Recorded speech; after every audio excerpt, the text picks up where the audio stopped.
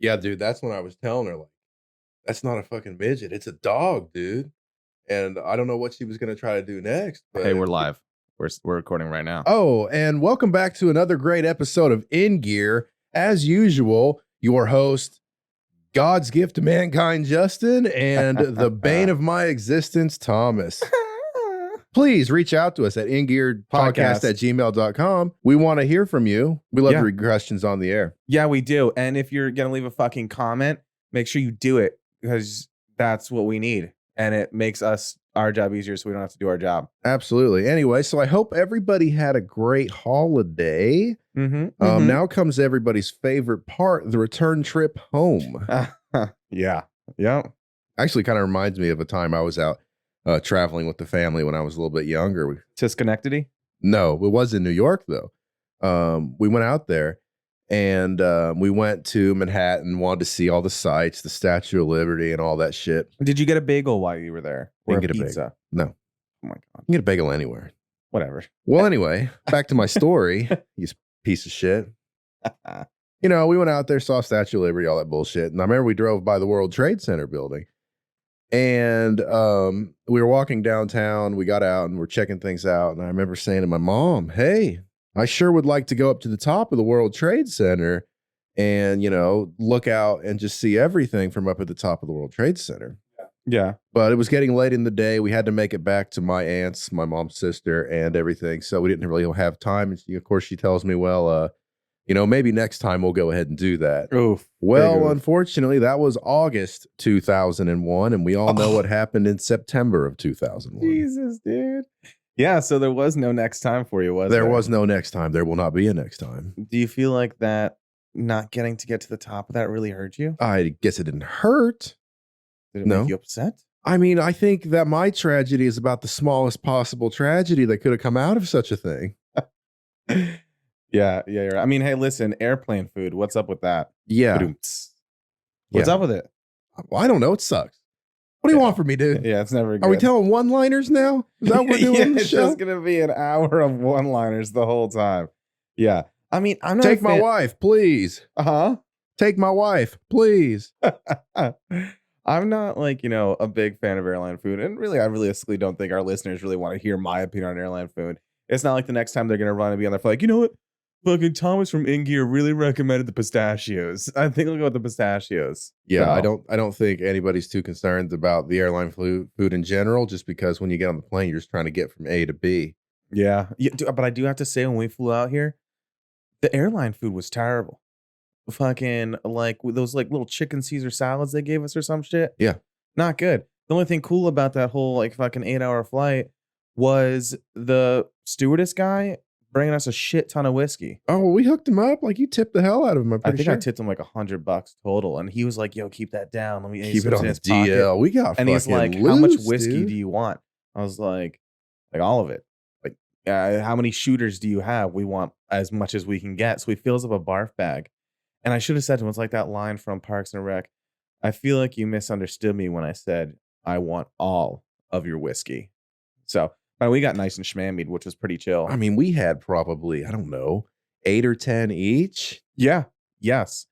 And we were drunk, I'm pretty sure, like the whole flight almost. It was a great ass flight. And we watched a movie too. We watched Ghostbusters. I finally got you. Yeah, well, I couldn't escape. You finally pinned me down and made me watch that new Ghostbusters. So good. So good. Well, listen, you got any funny airplane stories, or can I fucking roll into mine? Well, I mean, I gave you mine. Mine's, I guess, not as funny as some might be, considering it's centered around the fact that 3,000 people died.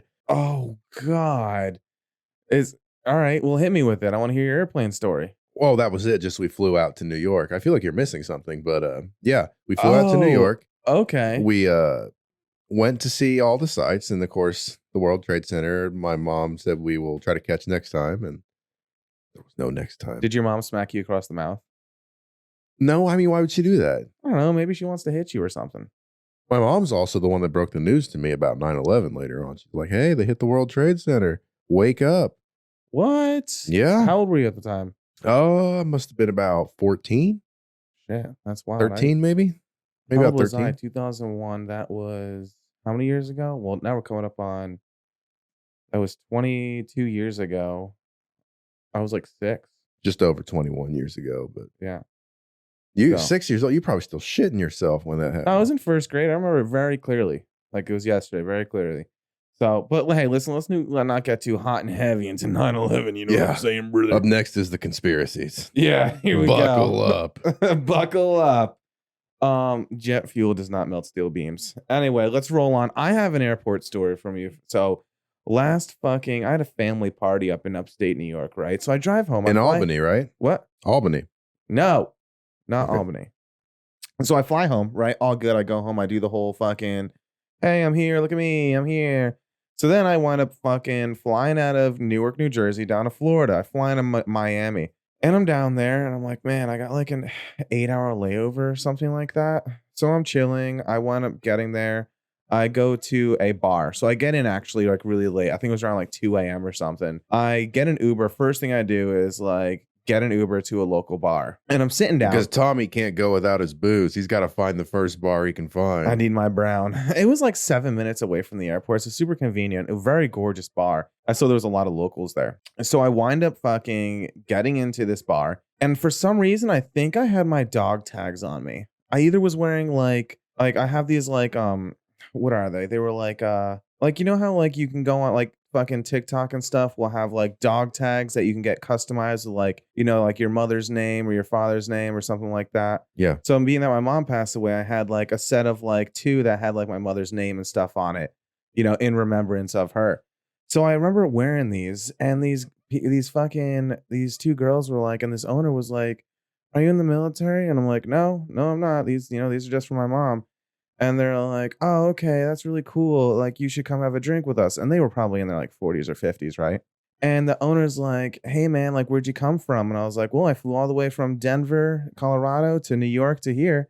And I wasn't quite done with my beer yet at the time, right? So he's like, I was like, dude, do you want me to just pour this out so I can like, you can like close this up? He's like, no, come inside. So we go inside. He brings me behind the bar and he's like, yo, dude, look at all this booze we have. He's like, I'm the owner of this bar. I own it. I was like, that's so fucking chill. So he's like, yeah, like make whatever you want. Just start pouring yourself drinks or whatever. So I'm sitting there, I pour myself like a whiskey and Coke or whatever. I get a glass of water. And then he's like, he brings out like, he has like a little cigar box. So he takes out 2 cigars and puts it on the bar. Gorgeous bar. This bar, like just nice wooden, like, I don't know, like bar, like literally the bar was like nice and wooden with like brass fittings and stuff. Like, yeah, sure. Looks traditional very bar. nautical. Yeah. And he takes me down to his wine cellar and we go behind the bar and through a back door and he brings me down and he has this giant wall full of wine. And he's like, yeah, man, like you should like pick out a bottle of wine. What do you like? And I was like a rosé guy, but no like great wine guy, like keeps rosé on hand. All of his were like reds and whites. So we get some bottle of like some dry ass red wine. Is it a Bordeaux? Is it a what? A Bordeaux. Is that a good one? Sometimes. I don't know. He had hundreds of bottles on the wall, and it wasn't like a stock. It was his own personal stock. It wasn't like a like at a bar, like, hey, we're serving this wine. It was his own personal stock. A little private stash. Yeah. So we bring a bottle of wine, and me and him just start like chilling there and smoking cigars at like 3. We wound up getting to like 5 a.m. in the morning, like 3. We're smoking all the fucking cigars we want. We're drinking all the wine we can. We're getting pretty schmabby. And I was like, all right, man, well, listen, I got to get an Uber and go back to the airport. Go back to the airport. And he's like, cool. He's like, don't get an Uber. I'll drive you. So he pulls up in this nice ass Mercedes and I roll my little bag in. And that's probably, I think, what gave it away also, like, you know, that I wasn't from there because I was wheeling like my bag around with me to the bar. Oh, yeah. To everywhere. So he drives me there. I get inside. And I'm like, well, you know, that was a really nice way to end, you know, my little cross-country trip. You know, I did in Florida. I get inside. I wait. And I roll in. They're like, yep, your flight's canceled. And this was when, like, I was flying Spirit. Last time I've ever flown Spirit. I'll never do it again. And I remember, like, they were telling us, hold on, I got to burp, Justin. Oh, my God. So here's what happened. They were like, all the flights are canceled. We've canceled, like, thousands of flights. So I was like, well, that sucks. I'm pretty pissed at that. Yeah. So they're like, we're going to rebook you on a flight like later tonight. It's in like 12 hours from now. Same airport, whatever. Spirit. Cool. Happens again. So I'm like, now this is like day 2 almost because I got in the early morning of like being in Florida. Keep in mind, what did you do then? Because like you getting delayed and everything 2-3 days or however long it was. I know you took vacation to go back and see your family. I'm assuming that you only had so much vacation before work was going to expect you to go back to work. So I called my boss and I was like, yo, boss man, they keep delaying flights. And they're like, yeah, we see it on the news. It's crazy. Like thousands of flights are out. They're like, we were going to buy your flight for you. And I'm like, because I was already done spending money on flights. Like I already bought a few different flights myself that have gotten canceled. And they never return your money in time. Yeah. So my boss was like, man, I was going to buy your flight for you for but it's like $1,600. So oof, you can just spend some more time in Florida. Just have some fun there. I'm like, okay, well, it's not really fun for me. I'm in sweatshirt and jeans in 90-degree weather. Yeah, I mean, you've probably gone a couple of days without a shower. Yep. So at that point, I go in there and I'm like, yo, guys, I need to be home. Like, I talked to some docent from Spirit or whatever, and they take me to the back and they're like, hey, here, what we can do is we're going to rebook you through Frontier so I was in Miami International Airport. They're like, we're going to book you out of, I think, LaGuardia. So they were like, we're ordering you an Uber. The Uber will be here in 30 minutes. LaGuardia. Yeah. Isn't that in New York? Oh, fuck. I'm sorry. Not LaGuardia. You have Miami, and then there's one Fort Lauderdale, I believe. Oh, okay. Yeah, Fort Lauderdale. That sounds about right. So I believe it was 45 minutes to an hour away. So the Uber takes me there, and I get off, and I'm like, well, see you later, Florida. I'm on my way out of here. And I get there, and what's cool about this one is this airport, it's one of the only airports in the United States that still allows smoking indoors. No way. Yep. So I rolled all the way down and I found this one smoking section. Actually, so it's a Ruby Tuesdays that's outside. It's a Ruby Tuesdays bar and grill. Uh-huh. You're in the airport, but you walk outside and you can smoke at the bar, order your food, watch sports on the TV, and wait for your flight. Luckily for me, my gate was right outside. So I'm sitting there. I wound up meeting a candidate for the governor of Florida. You know what? I think they had something like that when I was flying out of Atlanta one time. You go into this one bar. It's not the whole airport, but it's just one bar. It's a sealed off room. Yeah. And you go in there, and you wouldn't want to be in there if you weren't a smoker. No, because, God, no. Because it is the only reason people go in there. They will buy a drink at the bar because you have to buy something. You have to. And then they'll just sit there and huff down as many cigarettes as they can get in before their flight takes off. Mm-hmm. And it was very unique. That was at Hartsfield Jackson. I don't know that they still have that there, but yeah, I assume they do. Well, so I'm running up a tab of 300 and something bucks. I bought some nice food. I smell like shit. I'm chatting up with this guy who's running for governor of Florida at the time. I'm like, yeah, man, I've been here for almost 3 days at this time. I'm excited to get the hell out of here. He's like, yeah, man, good for you. So I'm like, you get to know everybody in the bar because everyone's in there for hours and you're chatting with everybody a little bit. Everyone's kind of conversing. So I get up and I'm like, well, it's my time to go, everybody. See you later. And they're like, bye.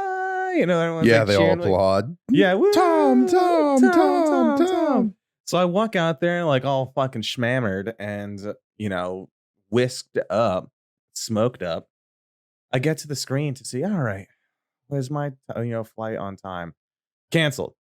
Oh, good. So I'm like, well, this is ridiculous. So they were like, here's what's going to happen. Your flight's canceled. So go to the Frontier desk and talk to them. So I went down to this line. I stood in this line for 11 and a half hours. It was so long. Jeez. To get to a help desk just to be told, hey, we're going to rebook you again. So I was like, okay, cool. So, but cool story about staying in that line. I'm standing there and this female starts talking to me right in front of me. And she is talking to me and she's like, hey, you look like, you're a nice gentleman and stuff like that. And we just start chatting. And she's like, hey, I'm Phyllis. I'm like, well, I'm Thomas. Nice to meet you. And we wound up standing in line for 8.5 hours, or this 11.5 hours straight. And you get to know a lot about a person in 11.5 hours. Yeah, with nothing else to do. Oh, nothing. We just talked nonstop. Turns out she was an actress, and she starred in the Netflix show Orange is the New Black. Okay. Phyllis Thorpe. And, I think she had to be in it maybe in the late 60s, early 70s. And, just hilarious. I'm a funny guy. I consider myself a funny guy. Maybe people will disagree. But she had me dying, to my stomach hurts.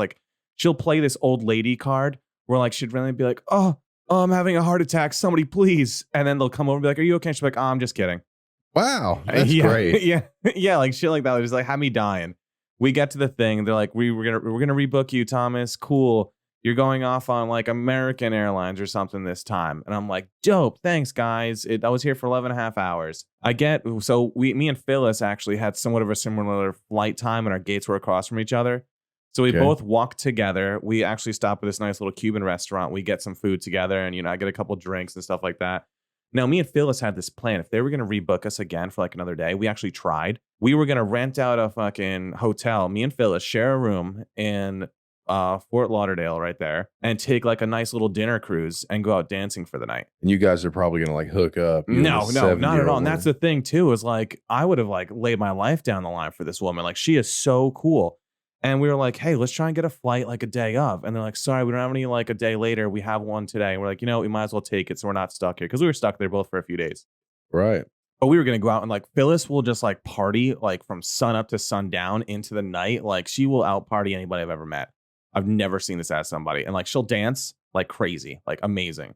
Wow. So we have the Cuban restaurant. We eat and we split ways. I go to my gate. She goes to her gate. Hey, Phyllis, it was nice meeting you. Love you. Have a good day. Keep in contact with me, which we still text each other very often. She gets on her flight, takes off. I'm now waiting at my gate again. Now we're going on like day 4, no shower, still the same shirt, clothes, everything like that, day 4. And all of us have like kind of traveled from airport to airport together because we're all trying to get back to Denver. So we're all like in Florida stuck trying to get back to Denver together, right? Mm-hmm. So you see a lot of the same people. We get there, flight's delayed. Okay. Flight's delayed again. Okay. The plane's literally there. Like, flight's delayed. These pilots come up, and I'm standing in line ready to board. And this guy goes, the pilot goes, whispers to one of the ladies. He goes, hey, we're not gonna be able to fly out of here. And this guy, like off to the side, hears me. He's like, hey, they're gonna cancel the flight again. They're not gonna let us out of here. And this cop goes, hey, you sit down and shut the fuck up. Are you trying to incite a riot? Oh God. He was like, then you better sit down and shut the fuck up. Somebody should have kissed that police officer. Oh my God. Yeah. And then, dude, I gotta tell you, this pilot, when the pilots come up and they kind of stand in front of this whole group of people, and they're like, I could see that this was not an easy task for them. And literally, the manhood drained out of this guy, and he goes, hey guys, sorry, we can't fly you today. And I believe it was like during COVID time, and a mandate for like, they were mandating that all their pilots get COVID. And there was like a kind of like a pilot strike, and they didn't have enough pilots because they have only like certain hours they can fly before they have to take a rest and stuff like that.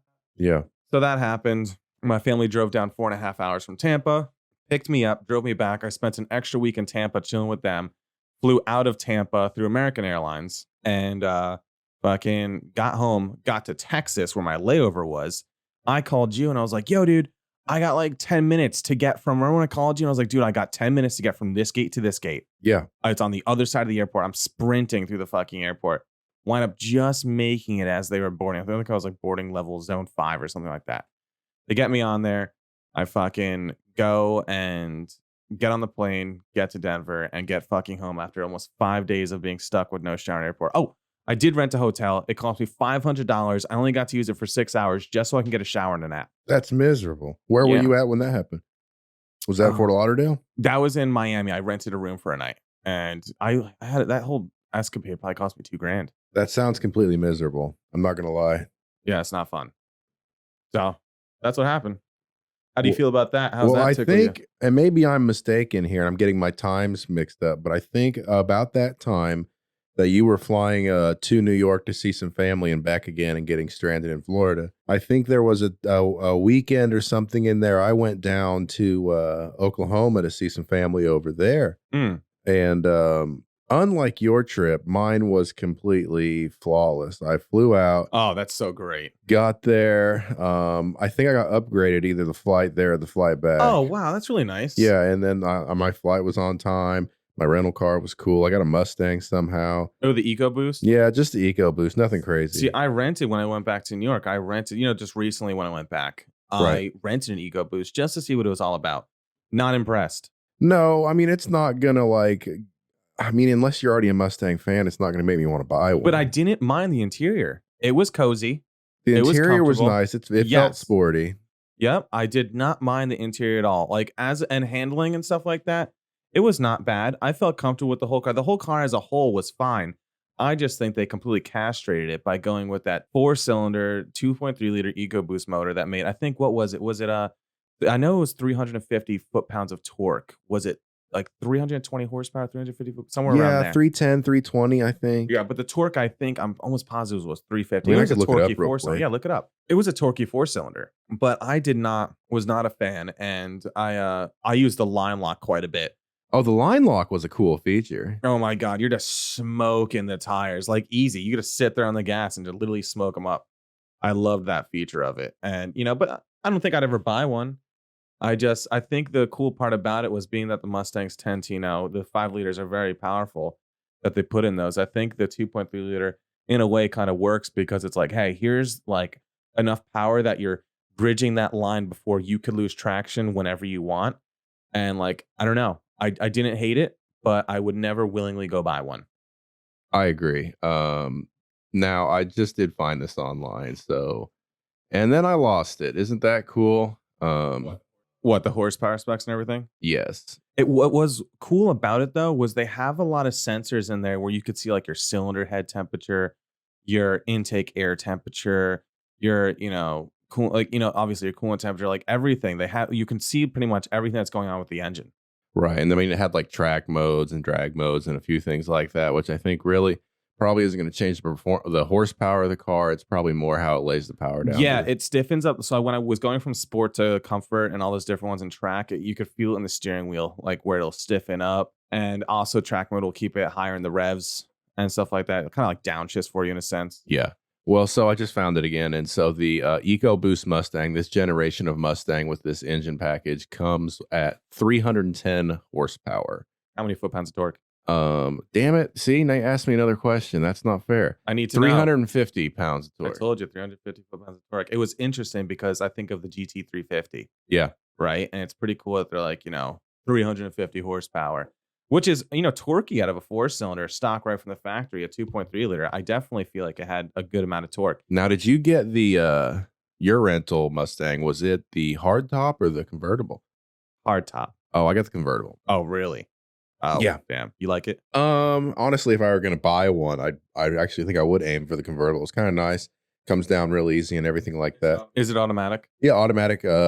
Retractable. Convertible top, and it goes back up automatically. And you just lock a handle to lock it back in place. What I feel like was a shortcoming with that Mustang is the gearing. It seemed, because mine was an automatic trans. I'm assuming yours was also automatic. Oh yeah.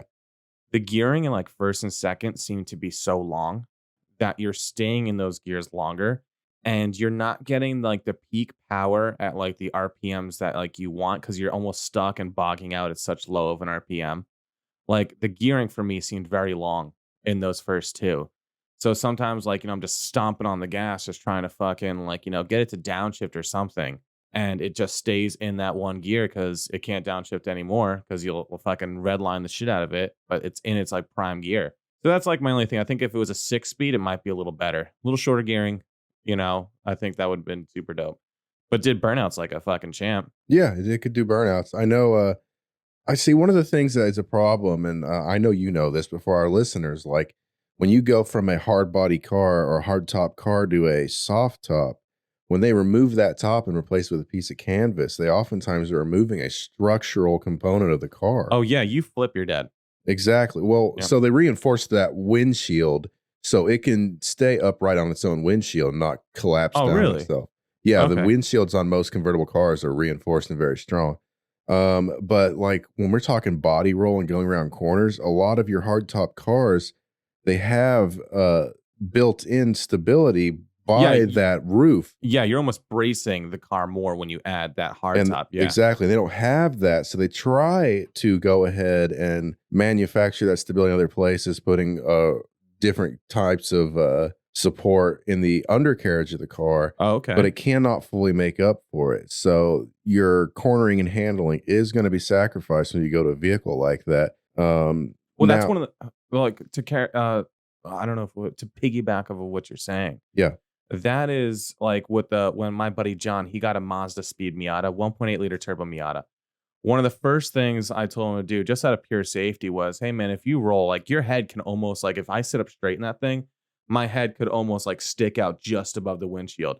And, if you fucking roll, there's going to be some sort of damage there. Like, you're going to get hurt, right? So I told him, like, the first thing he did was buy that roll bar that goes behind the seats. Oh, that's good. Yeah. That your head its seat side kind of sits in it. So you're, like, protected if you rolled. I think that was one of the best things he got for that. Well, a lot of your roll cage vehicles do not experience that phenomenon. Like, I have a Jeep, for example, and every Jeep Wrangler you own is some form of another of soft top, whether it's the hard plastic removable top or fiberglass or whatever it is, or it's the canvas. The actual structure of the vehicle is that built-in roll cage. Yeah, it stays the same. That's a constant on that because they all have that structure. I love my Jeep. I had a 2017 Wrangler. I loved it. But I don't know why I got rid of it. I think, the Jeep, as much as it was quite a 6-speed Jeep Wrangler, base model, whatever the hell, Bose sound system, sound system in it. Great car. Loved it. Got shitty gas mileage going through Kansas though because of how flat it was. Like that, it was rough. But it would tow everything I needed it to tow. And it was great for going camping and stuff like that. I wouldn't mind getting another one, actually. It'd have to be a 6-speed, though. Yeah, that's probably the only thing that I kind of wish is mine was a manual transmission. I love being able to select my gears. And it's not There's a feel to it. It's fun. It gives you something to do while you're driving. Well, I think, too, like, things you can't do in automatic are you cannot stay in a gear longer depending on what's going on. Like, where your automatic might shift out of a gear because it doesn't know you have a turn coming up where you're going to slow down into the turn anyway. Or you're at like the bottom of a hill, starting to go up a hill. Exactly. And even those shifter fucking things, like when you shift, what's it called? Tiptronic? The paddle shifters. The paddle shifter thing. Even if you try to redline that thing, it won't let you stay like in like the high R's. Like you start bringing that thing up. If it gets to redline, it'll automatically just click you into the next gear. Yeah. So, but it I love it. And I think I'd get one again. But hey, listen, guys, we are going to take a short break and we will be back with you for the last portion of the segment.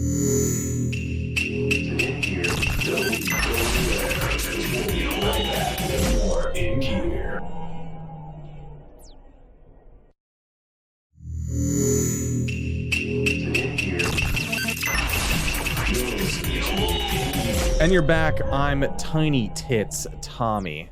That's Slimy Clits Justin. And fuck you. I wanted to bring us back into this portion of the episode with a little situational funny little fucking story about something I had happen to me. Is actually about the first time I ever saw a boob and when I threw up over it.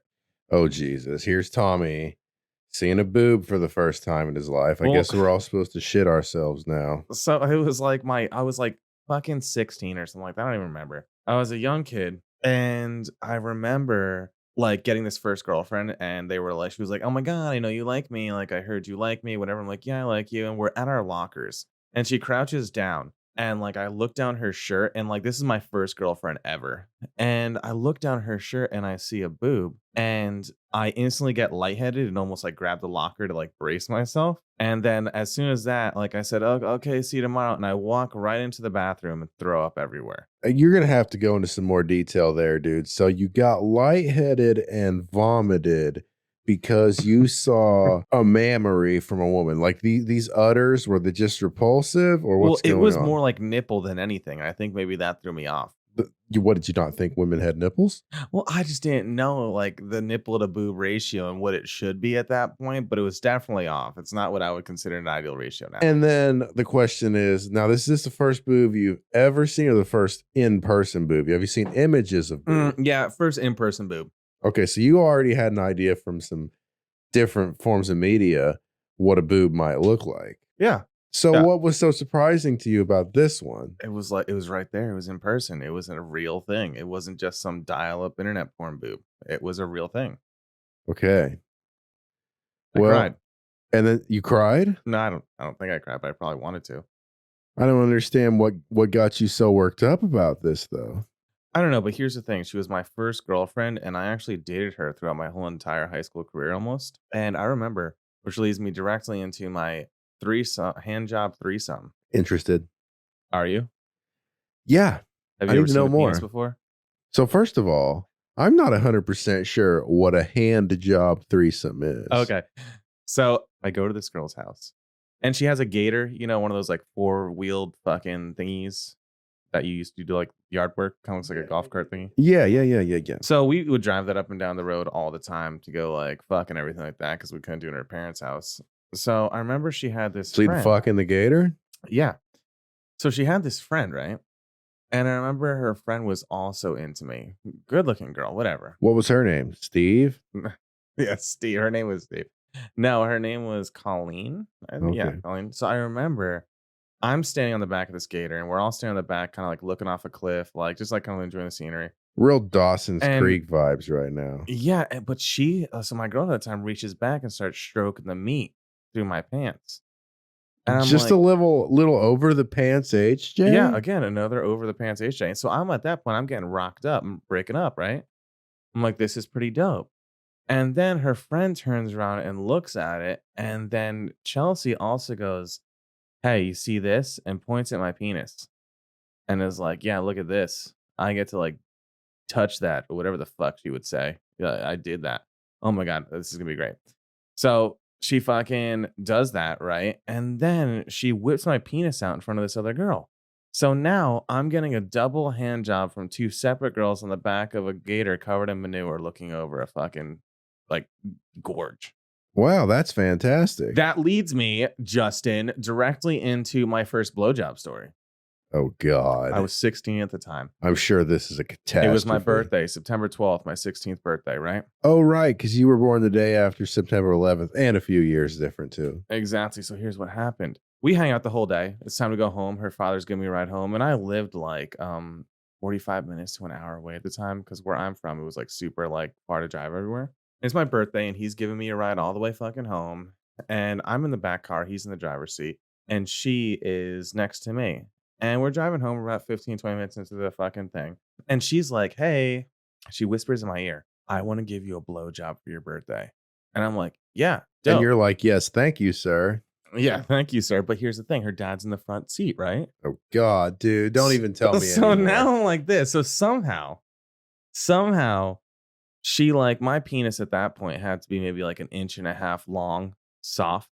So I'm in there in the back of the car and she's fiddling around in my pants. She unzips my pants. She's fiddling around trying to take out this soft worm of a penis. She winds up getting it out. And I'm like, okay. And the reason I'm not getting hard is because her dad is in the front seat talking directly to me, looking through the mirror. So he's making eye contact with me while her like my penis is like tiny little penis is in her hand, right? And he's telling me this story about how he lost his virginity at a very young age and how it affected him. And he's basically telling me this whole story about him and his virginity. And this is like a 50-year-old man. Interesting. And I'm like, yes, sir. Yeah, I get that, man. Yeah, of course. Yeah, okay. So she goes and she takes my penis, which is at that point 1.5 inches long. I literally couldn't get hard because he's in there in the front seat. You know, the situation wasn't good, right? You know what I'm saying? Yeah, I find it difficult to get erect around most men myself. Yeah, exactly. So what happens is she fucking puts my tiny penis in her mouth and is just ripping on it. Like, I'm telling you, she's just going ham. And I wind up and now this is your first one ever. I feel like the moment that it hits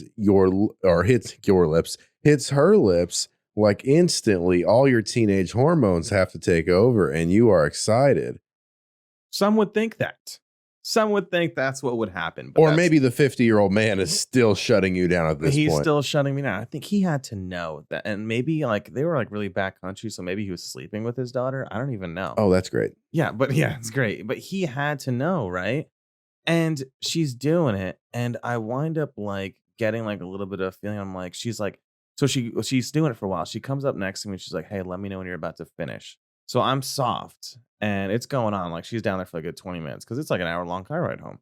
And he's still talking to me. I remember, dude, at some point just trying to push out a little bit of pee just to be like, hey, I finished, like, or I'm about to finish. And so you thought the best thing to do at that point was to try to force urine out and pass it off for semen. That's what you're telling me right now. Is that, okay, well, I cannot get excited enough around this 50-year-old man. So let me try to urinate on her daughter. That's what you're telling me. That's what I'm supposed to believe right now. I'm so serious, dude. I am so serious. And you know me, I'm no stranger to the pee game, man. Yeah, you're a pee king. I've been in the pee game for quite a while. And so I push out maybe a dribble or two. Not like a full mouth's worth of urine, dude. Oh, good. Not like you don't want to drown her. I mean, I've been there. If you listen to some of the other episodes, we go over that whole pee story. It was terrible. Yeah. Yeah. And so I wind up being able to muster up the strength and the gumption to get just a little dribble of pee out. Good. And really gets you out of that situation. And she fucking like does her thing. I think she like spit it onto my pants or something like that. It backfired immediately. And I realized looking back on it now that I'm pretty sure was I just did it to like get out of the situation of receiving a blowjob in front of her father. That's not exactly how you want your first blowjob to go down. No, it was terrible, dude. I remember one of my first blowjobs. Wait, did you pee? No, that's not what you do. Lucky. That's not how it works. Hey, I was new, okay? I was like this weirdo in school and nobody wanted to talk to me. Let me tell you what happened with me. Yeah, sure. You go ahead. Let's hear all about your stories because you're a little fat. You know, we've known each other for a couple of minutes now, at least 5 hours if you count YouTube time. Yeah. And I'm not sure I've ever shared this story with you. Does it have to do with penises? Yeah, mine. Wow. Okay. So here I am. I'm driving around in my busted ass Ranger. I got the woman with me. Okay. Let's call her bitch. All right, bitch. Yeah. So anyway, she decides it's time to give me one of those classic blowjobs. A road job? Yes. Hell yeah. And of course I'm down. I'm like, fucking 5 years old or however old I am at that point. You're 5 getting a blowjob? No, I'm not 5 years old. Oh I don't know. I think I was 19. I was kind of late to the game. So anyway, she goes to work, but I'm getting close, right? I'm getting to the end of the show. And of course she doesn't want a mouthful of fun. So she doesn't want a mouthful of fun. Right. So she finds in my floorboards in my old Ford Ranger an old popcorn bag. Oh, I hate you and I hate popcorn associated with you. Yeah, well, I didn't really love it either, but I'm still getting yanked around. Yeah. So, of course, I go ahead and finish off in that popcorn bag. And, yeah. Wait. Oh, back it up, dude. What do you need to know? I was kind of in and out listening. I need to know. You finished off in a popcorn bag. Now, my question with that is, did she like blow you, put it in her mouth, and then spit it into a popcorn bag? Or did she provide you with a popcorn bag for you to finish yourself off No, into? so she blew me for a while, got me good and warmed up and ready to go. And then when we were getting to the culminating event, that's when she aims it at the popcorn bag and just tugs me into that popcorn bag. Well, I don't know what you want from me, dude. That's what happened. And what'd you say? Thank you. Hey, dude, that's such an insult. You're not good enough. Let's put this dirty load in a popcorn bag. Well, I hate to break the news to you. I know you're over there peeing on women and shitting on them every day, but some women don't really want to just gulp that down, okay? She couldn't find like maybe a Pepsi bottle or an old dental dam. Well, I'm sorry she wasn't resourceful enough in this situation. I don't have a full memory of was there a conversation that was taking place where she was like, I don't want to swallow, but I'll finish you into something. And yeah, also, it's a Ford Ranger. I don't remember the full inventory of what was left on my floorboards some almost 20 years ago at this point. But that certainly was there because she used it. And I remember that to this day. So a popcorn bag. Well, I mean, it's hard to get a guy to finish into like a Slim Jim wrapper. You gotta use what's available. A hefty bag. Yeah, a hefty bag would have been all right. No, it's an old shitty Ford Ranger. Why didn't you just go on the floorboard? Yeah, why don't I just shoot all over the Ranger? The whole fucking dash is covered in it. Why didn't I think of that? You get pulled over, sir. What's this all over your dash? Yeah, I don't think you can see out of your windshield. Hey, well listen, enough. I got a would you rather I want to ask you real quick. Okay. All right. Ooh. Are you listening? Yeah, I'm here. Would you rather tease me with hot wax or tease me with ice cubes? I don't want to tease you, dude. I don't want to fucking tease you. That's not the question. All right, well, I guess I'm choosing hot wax. I'm going to make that scalding. I'm not a wax guy, though. I don't care what you are. Do you think that I care? Is that what you think? That I'm like over here thinking what your preference is going to be in this situation? I mean, the only way this is happening at this point in time is gun to my head. Why am I going to have to do this? Okay. I got another question for you. Okay. You're on a stranded island. Here we go. God damn it. You've been on a stranded island for maybe around 6 years at this point. Oh, wow. I'm surviving. Yeah. You're hairy. You're gross. You miss your wife. Everything. You miss the touch of a woman because, contrary to popular belief, you actually like women. Fuck you, dude. So a cruise ship rolls by and you're like walking the island and a cruise ship rolls by and it's like, and the cruise ship guy goes, "Hey, Justin Tong, we fucking see you. That's good. We're going to save you, brother." Dope. And they're like, "Hey, like, we're going to throw you out like one of these little like rope tube fucking things, right? You tracking so far?" Yeah, like little rings. Yeah, right. And they're like, "But here's the thing. We have women and children on this boat. You're currently naked. We need you to at least cover yourself somewhat." So they hand you an old Twix wrapper.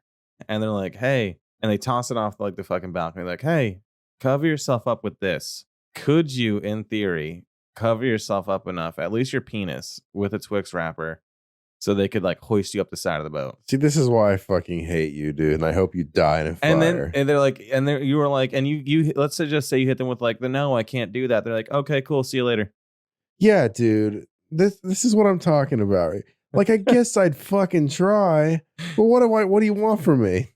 Like, you're telling me one of the deck hands couldn't throw his shirt down or something? Like, you got to be fucking kidding me with this shit. This is an impossible situation in the first place. I need to know. And you know how massive my junk is. There's no way it's going to fit in a Twix wrapper. And you know, because how much you're always down there playing with it. Piece of shit. What would be your main preferred way of, let's say, wrapping or covering your penis with a Twix wrapper? I don't know, man. I mean, how damaged is the wrapper from opening and removing the Twix? It's actually like they only cut off a tiny little corner and slid the Twix right out of the fucking pack. Okay, so I could probably take the end off and just slide it down into the Twix wrapper. Just tuck it in there like a cellophane condom. I'm imagining you right now. They throw the ring down. You're cellophane condomed up, right?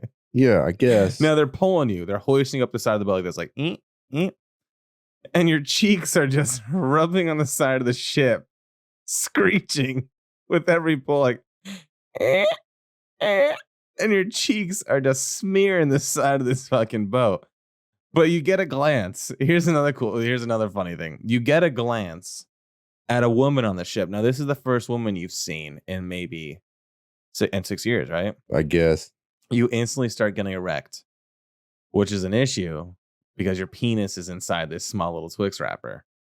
What are you doing to keep yourself from possibly outgrowing this Twix wrapper? I'm not doing anything, dude. I'm just going to fill the Twix wrapper with however much penis I'm equipped with and then just move on. Like, I'm trying to get on the boat, dude. What if as they're pulling you up, they see the Twix wrapper start to fall off? Uh-huh. So they slowly start lowering you back down. Like you're almost to the railing, dude. But the Twix wrapper starts to like move off and they just start going the opposite. I'm going to be like, "Hey, pull me up, you pieces of shit. You goddamn Sorry, fuckers. Sir, we have women and children to think of." Shoot them. Shoot those women and children. I've been on the island for 6 years now. I need to get off this island. I hate you, dude. I hate this entire scenario.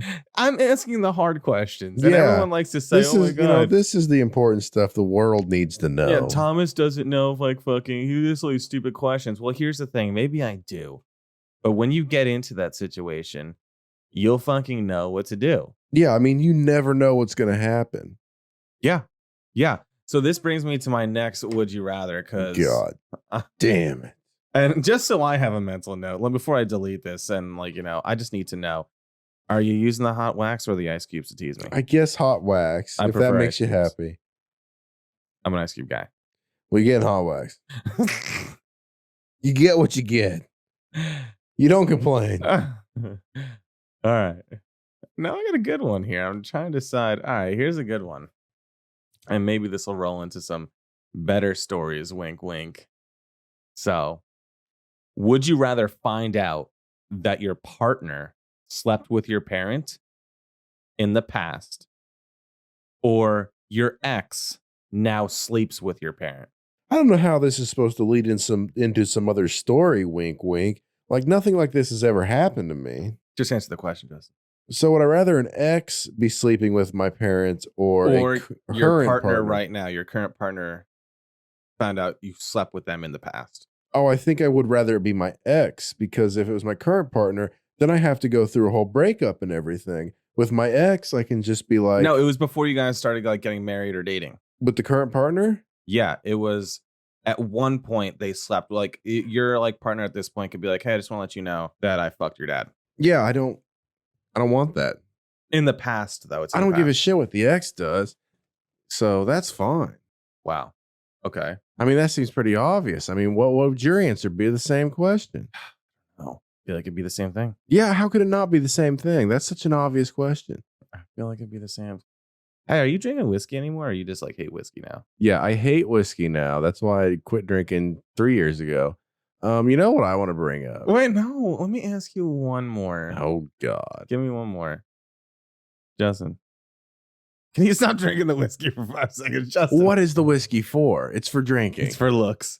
Okay. Now, this is, I think, something we can both get on board with, and I know this will branch out into some good old nipple twisty stories. Would you rather go down on someone who tastes bad or someone who smells bad? Now put that in your fucking mouth and eat it. How does that feel, dude? You know how this feels? How? It feels like you betrayed me. That's how it feels. Well, I need to know. Like, you asked me these ridiculous questions. How about someone fresh out the shower, you piece of shit? Nope, that's not a thing. That's the fucking thing, dude. You're always doing this to me. Would you rather go down on someone who tastes bad or someone who smells bad? I think taste. Are you serious? Dude, your nose is a powerful thing. But you could just hold your nose and not smell it. I've made my decision. I'm going to stick with that. I'm going to die with my decision. Taste. I don't agree with that. Final I don't answer. agree with that. I really don't Lock like that it either. in. It's taste. You'd rather go down someone who tastes bad. It's not like I'm excited to do it. Let's face it. But See, I had this girlfriend once, right? I was with her for 5 years. And no matter how much she showered, she always tasted like piss. Oh, well, maybe she pisses. I had a Vagisil budget. Ugh. A summer's eve budget for this female. Ugh. And, I get there's certain situations and stuff, but for some reason she could be fresh out of the shower. Then you're good. But give it 20 minutes and it's like a sour, pissy taste smell. I have nothing to contribute to that. Do you have any advice for a young me? Yeah.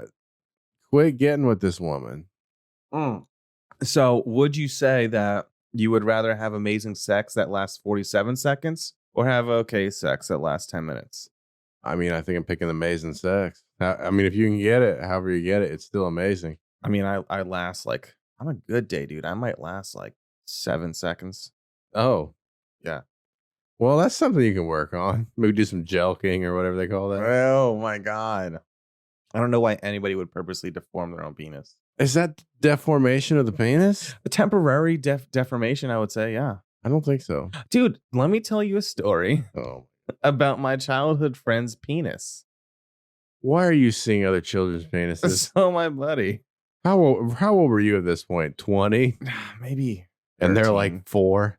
Fuck you, dude. I was 13 and they were 13. I remember we're playing hockey and I was we're outside playing hockey for a while.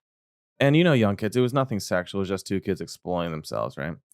And I'm out there and I remember us being like, hey, let's windmill our dicks around for 20 minutes or something. Yeah, that's what everybody does. So we start windmilling. All right. Mm-hmm. And then I'm like, hey, I got this right hand on God. All this is true. I promise you, this is not like a fire from the hip. This is just bringing back a lot of memories.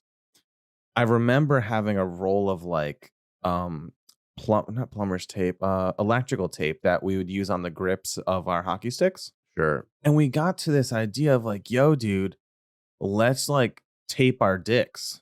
No. So first of all, like, let's wrap our dicks in tape.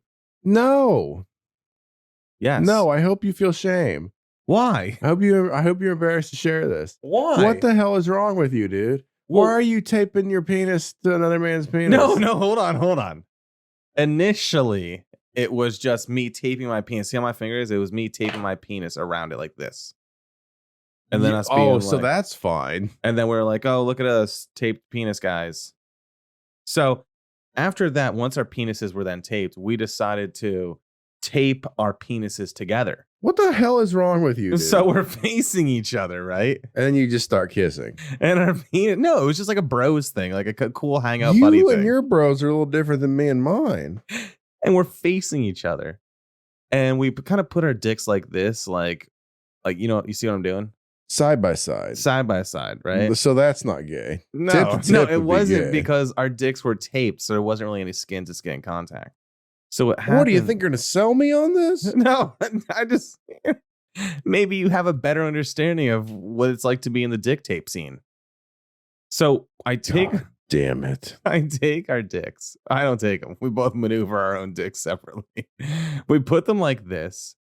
And for some reason, we're dying laughing at the time. It was just funny, like, oh my God, look at us and our worthless little penises. So we put them next to each other. Right. And we start taping around the center like this. So now our dicks are taped together. Like we weren't even like in any place private. We were like on a basketball court somewhere. And I remember taping our dicks together in the middle. And we're already laughing. And this guy fucking says, he goes like this. Oh my God, dude. I'm like, wow, what's up? He's like, dude, look. He's like, our dicks made an H because they were like this and taped in the middle. Instantly, as if the situation wasn't funny enough, I'm dying laughing because I now have my penis taped to another man's penis at the time. I laughed so hard, I urinated all over my buddy's pelvis. Yeah, I'm sure we've all been there. You know, all of our listeners out there, you can relate to this. You know, you're in the dick tape scene, and you just end up urinating on your buddy that you're taping your penis to. It happens to everybody. All he could do was sit there and take the urine. What else is he going to do? Is he going to rip away? I mean, I guess I'd pee back. That'd be about the only thing I could do. If you're peeing on me, I'm peeing on you. Two wrongs don't make a right, and you know that. No, dude. If you pee on me, you're getting my pee. I have peed on you. Oh, you're right. I still owe you one. I was drunk, though. Yeah, well, then it's fine. It's okay, dude. You know me. I wouldn't mean it, Justin. I hate you. All right, well, listen. Hey, take us to something better. So we had enough time talking about nipple twists and penis tapes and double hand jobs. So hit me with, I know you got something in the All right, so I got a little something, a little bit to segue away from the goddamn tape and penises. Fucking That's gotta be the title for this episode. Penis tape. Oh God. The experience. Oh God. We're gonna lose a listener or two over this one. Yeah. So let's go ahead and talk about. You reminded me with your stranded on the desert island, putting your penis in a Twix wrapper story. The cruise liner. Yes, of a ship coming by. Yeah. And I know one of our favorite stories that we always talk about. It's an oldie now. Actually, I think it happened before both of us were born. Mm. The wreck of the Edmund Fitzgerald. I want you to know that if like you were just a slightly better looking, I'd come over there and kiss you on the lips because you know me. I am by my father who introduced me to Gordon Lightfoot, and then finding out that my uncle also loves Gordon Lightfoot. I absolutely love his music. Sundown, amazing song. You hate it. Yes, it's too long. It's about some dude fucking his wife. Sundown, you better take care if I find you've been creeping down my back stairs. Okay. Yeah. But yeah. Emmett Fitzgerald. Yeah, Emmett Fitzgerald. It's kind of a weird case. Dude, you could cry at that song. Yeah, it's terrible, dude. 29 people on board, 29 dead. What's the cathedral called? The Maritime Sailors Cathedral. Maritime Sailors Cathedral. That's what it was. Yeah. Yeah. So the thing about the Edmund Fitzgerald, to this day, it's not 100% solved as to what sent it to its watery grave. Well, it weighed 26,000 tons more than the Edmund Fitzgerald weighed empty. Yeah, it had a bunch of fucking iron on there. It was trying to move from good old A to B. And it gets out there on what would have been its last trip across the Great Lakes for the season. Aren't the Great Lakes like an ocean? Like they're as big as an ocean. I'm pretty sure you can't see from like is it not true that the Great Lakes are so big that like when you look out there, it's almost like looking at an ocean? Absolutely. You cannot see the other side. Oh, wow. Okay. So they're out there, and this is the last one for the season because as winter comes, they shut down operations. They don't send boats across the ocean or the lake. Is it because it freezes or the waves just get too bad? I think it does. I think it freezes. I'm sure the waves probably because like up here in the north, right? The waves get pretty bad over here during the winter season. Yes. So they go out, and I think if I remember right, and this is a little bit firing from the hip here, they go out against recommendation. I think they're slightly overweight. And since the Edmund Fitzgerald has come into service, they keep increasing and increasing the weight capacity of this ship. Wait, what do you mean as it comes into service? Like, do you mean they keep overloading it? Yeah, so they do some upgrades and this and that, and they're like, okay, well, we think the ship can actually hold a little bit more weight now. And by a little bit, I mean a lot. Mm-hmm. So it goes out with what, 26,000 tons of iron. That is a ridiculous amount of. I thought it was 26,000 times more than the Edmund Fitzgerald weighed empty. That's the song, first of all, and it was, yeah. So it's 26,000 tons of iron ore. That's more than 24 tons. Yep. Yeah. So anyway, it goes out and they have a couple distress calls come in over the radio with it. And some other ships start looking out for it. They're trying to see where the Fitzgerald's going. And I think they lost a little bit of their power or something. I'm not 100% sure. But at one point, another ship passes it on the same route. Okay. But they try to keep it within. I actually didn't know that. They don't go into that song, so that's actually interesting. Yeah, they try to keep it within view. But because of the storm and everything, they lose view of the Fitzgerald, but that's okay. They're still in contact with it. And the last thing I think that was said by the captain was something along the lines of it, it's getting really tough out here or something like that. And then that's it. And then nobody hears from it. And eventually they send obviously like the Coast Guard and everything out. It was one of the largest recovery efforts by the Coast Guard. And eventually they determined, okay, that ship is down. Wait, when did they put in any SOS messages? There was never like a SOS, we're going down, we're taking on water, we're sinking. Is it because it happened so quickly, do you think? Or do you think everyone was kind of occupied just being like, oh, fuck. Well, that's the question. So nobody officially knows how the Fitzgerald went down. There's a couple different theories that they have. Do you know any of them? One is kind of plausible. So one of them is the big wave theory. I don't know what that is. So basically, it's where this massive freighter, the Edmund Fitzgerald, a wave came up underneath it, and the ship attempted to float across the wave, and it ended up almost like a teeter-totter would be on one center point. It snapped it in half, and it broke its spine and sent it down. Oh wow! So that's one of them, and they found the wreckage, and it definitely is broken into two distinct pieces, but there's different ways it could get there. So that's one of them. I wouldn't think the waves would get that big. They're massive, dude. Like I don't think I've ever seen a really big wave in my life. Even being here in Hawaii, the waves aren't really that bad. We could probably take up.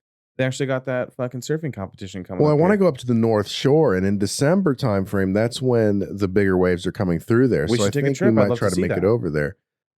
So that's theory one, is the old big wave theory, where it basically got up on a big wave, and if it were a car, you'd call it high centered. Yeah. And snapped in half and went down, which would take, seconds. If that ship completely snapped in half upon the surface, it would take on water and you'd be down before you knew it. Are lifeboats not a thing back then when this happened? I think they were. I believe, and I'd have to look again. I don't have anything in front of me right now. This is all off of my memory. But I think you can find the ship right now with lifeboats attached to it. Still attached to it, huh? Yes. Wow. Okay. The second theory is kind of the opposite of the big wave theory. So when a wave is coming up, right behind the wave is the opposite. The water is really low. And so that water, in theory, was so low that when the ship went over the wave, it went all the way down into this hole where the wave would have been and smacked the ground and split in half and then just immediately took on water. Oh, wow. Jeez. Either way, I mean, there's no chance of survival. Plus the fact that even if you're out on the deck, which nobody would have been in that horrific of a storm, but even if you were on deck, you're about to get covered with 300 feet worth of water, and the water is freezing. You will die. There's just no chance. That's intense. I didn't know that.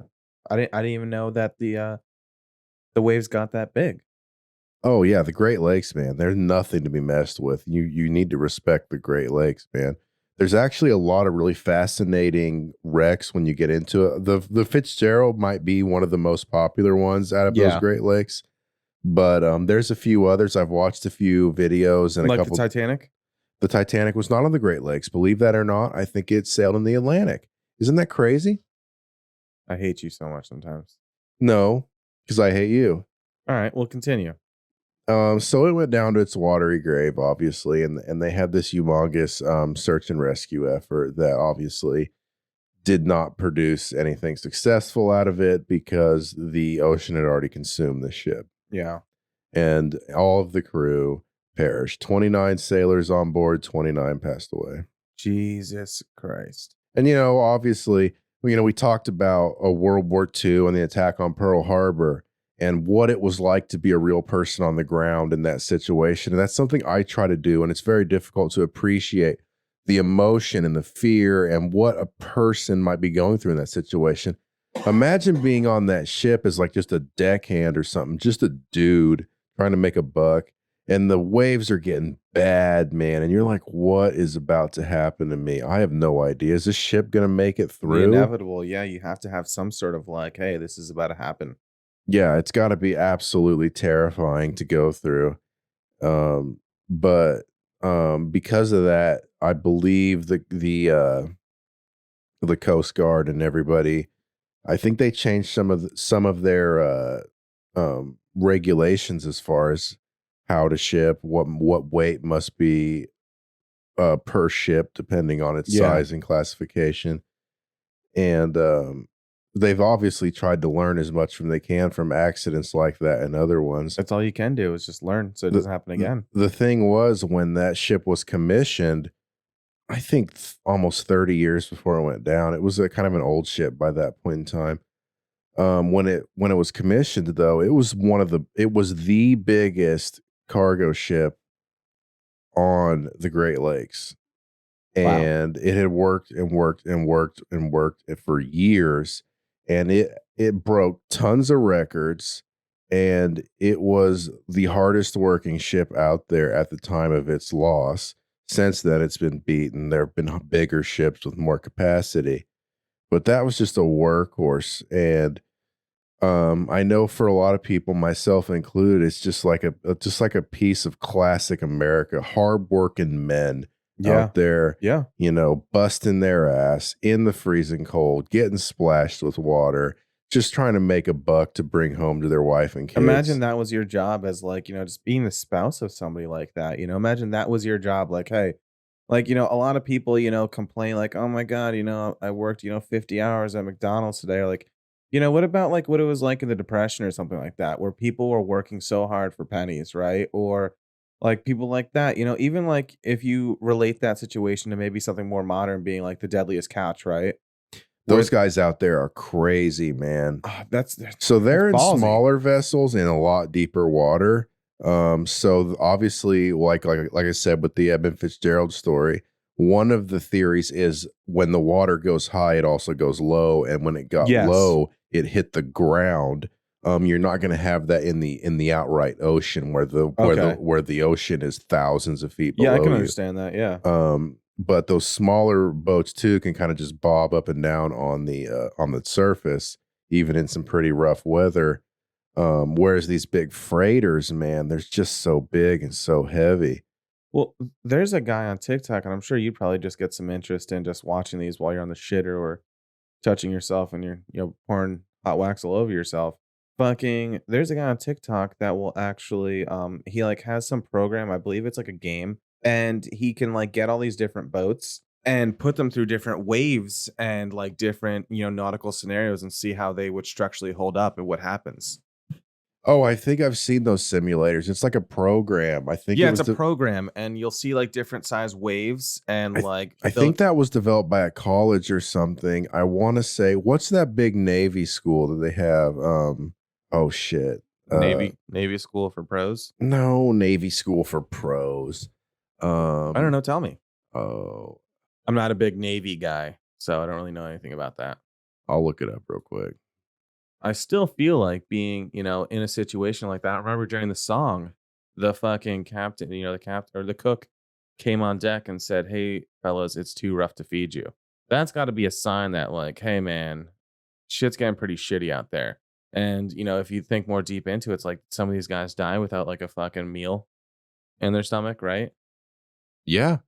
Yeah. I mean, those are hardworking men that are probably really counting on those meals to come through. Yeah, of course. And plus, there's a certain sense of morale that's involved with eating a nice hot meal before going out and just sucking ass the whole day. Yeah. So the Navy school in Annapolis, Maryland, I believe they came up with this program. And I could be mistaken on that. And say you know better than me out there, average listener. Go ahead and hit me up at ingearpodcast@gmail.com. I'm probably right and you're wrong, but hit me up anyway. Yeah, or just call us a piece of shit if you want. We'll read your comment on air. So my understanding is the naval school at Annapolis, Maryland came up with this program. And you can run these different ships at these different like wave frequencies and see how they will fare in those things. And you could use anything from like the old wooden ship, the USS Constitution, the Titanic, the USS Arizona's on there. Aircraft carriers, anything you want, and see how those structurally tugboats, whatever it may be, survive those. So yeah, interesting.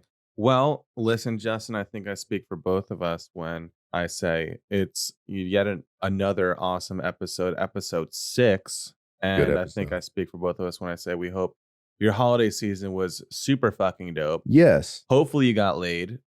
Hopefully you got not peed on.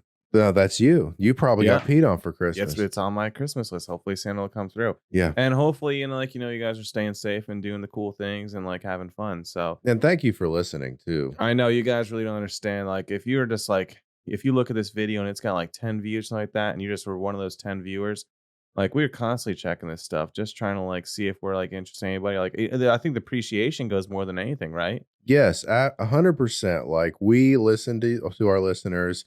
It's I guess you might say it's easier because we don't have that many, but at the same time, like we appreciate each and every one of you. We check our comments. We keep asking for the emails. We check that email, and we really want to hear from you. We love the feedback. We do this because we enjoy it, and we want to provide something a little bit different than everybody else puts out.